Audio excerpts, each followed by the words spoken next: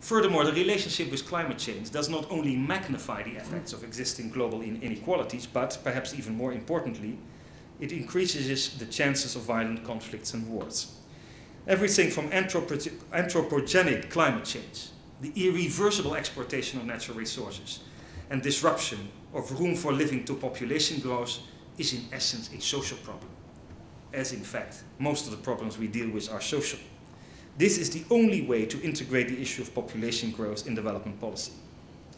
Now, the timing of this lecture series could not in that sense have been better.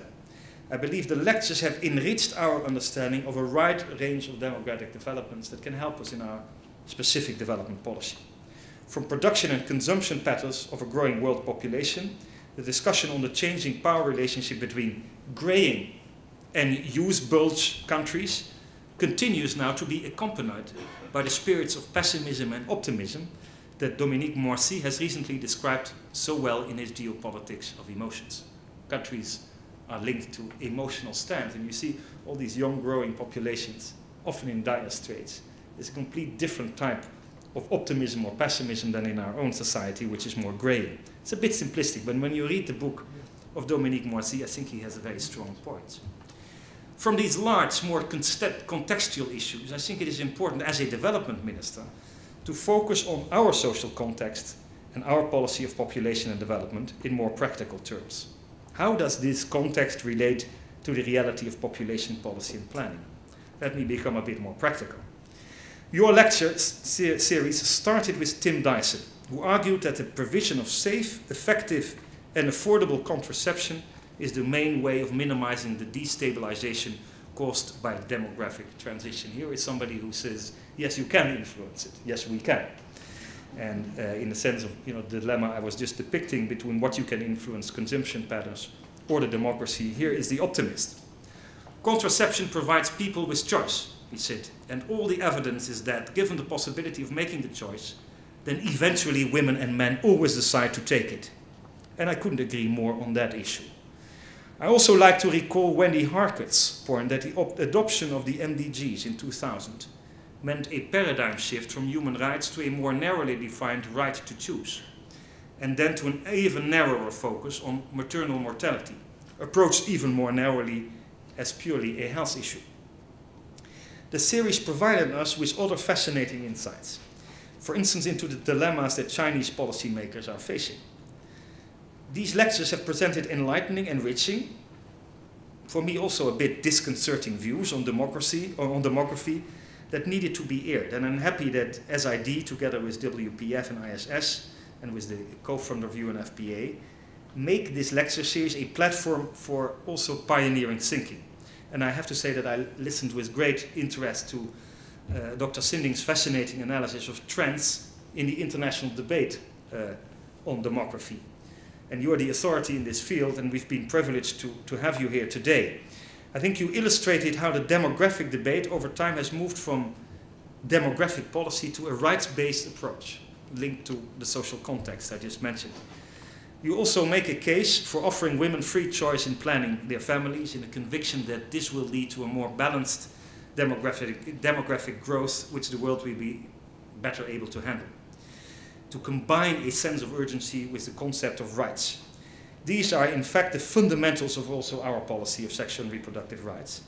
And I'm glad that the figures he cites confirm the basis of our policy. Now, as far as I'm concerned, in that sense you are preaching in a very sophisticated way to the converted. Because I do share the sense of urgency. And I'm not alone. The sense of urgency is growing day by day, notably also in this country, where the Advisory Council on International Affairs recently published a report on demographic changes and development cooperation. And this report focuses, I think rightly, on another aspect of demographic development, the balance between different age groups in a society. It highlights the importance of the phase called demographic transition, we all know, when countries move from high birth and death rates to low birth and death rates. And a country's exact position in this phase, or in which phase they are, affects both its population growth and its age distribution, and maybe to a certain extent its pessimism or optimism. Countries with a relatively high proportion of young people of economically productive age have a chance of what's called a demographic dividend. In order to fully benefit from this temporary phenomenon, let me just mention that in 2 words. Economic growth, but also good governance, are important conditions. If you look to countries like Ghana, Malawi, Mozambique, and Namibia, countries with growth of the working population as well as with reasonable good institutions, they have the potential for demographic dividend. However, if these conditions are not in place, a so-called youth bulge can slow the pace of reaching democracy and increase the risk of domestic instability, especially under conditions of economic stagnation. A lack of jobs and possibly a wider disconnect between young people and the society around them may provide fertile ground for extremism and the politics of intolerance. Again, we have to ask ourselves, where does this leave the poor? And where does it leave women? In my speech in Jerusalem earlier this year during my visit to the Middle East, I noted that the Arab Human Development Report clearly shows how openness, labor-intensive growth, and women's rights are a prerequisite for the area to grow and survive in an increasingly complex world economy.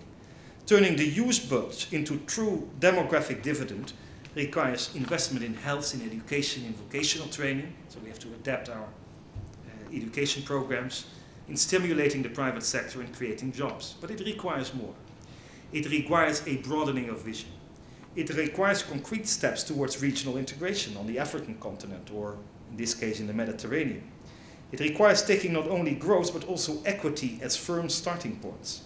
And in countries already in a demographic danger zone, struggling with stability issues, investing in the social sectors and in job creation is extra vital.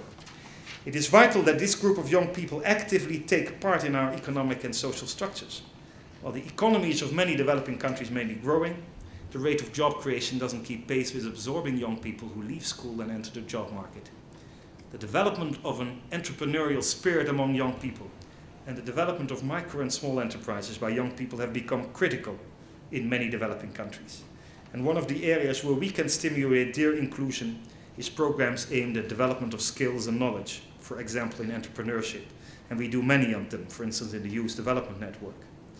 We do the same for young farmers in the context of farmers fighting poverty within a program to support farmers' organizations in developing countries. I could say much more about it. But the youth bulge is a phenomenon we face in almost all our post-conflict aid interventions. Another type of countries is security sector reform and DDR. And this is also a reality we have to face together. Another issue, which is the other side, is aging. This may solve problems but cause many others. In my country, an emotional debate is now raging as we speak in the parliament about the sustainability of the state old age pensions provided to Dutch retirees. Our demographics have forced us to plan ahead to keep them affordable by raising the pension age from 65 to 67. Touching this bastion of Dutch social security is proven painful and difficult. Aging is also a problem in many middle-income countries, and even some of the poorest countries, with consequences for many areas, from transfer of knowledge, pensions, to social security systems. Here we have new questions. Meanwhile, in some African countries devastated by AIDS, the elderly are the carers of last resort for children who have lost their parents to the pandemic. AIDS has burned a hole in the age group of parents and professionals, leaving the very young and the very old exposed and vulnerable. Again, the poor, and especially women and girls, are hardest hit. Let me add one more factor to the many other sides of the demographic picture: population policy itself. As Dr. Sinding noted, the call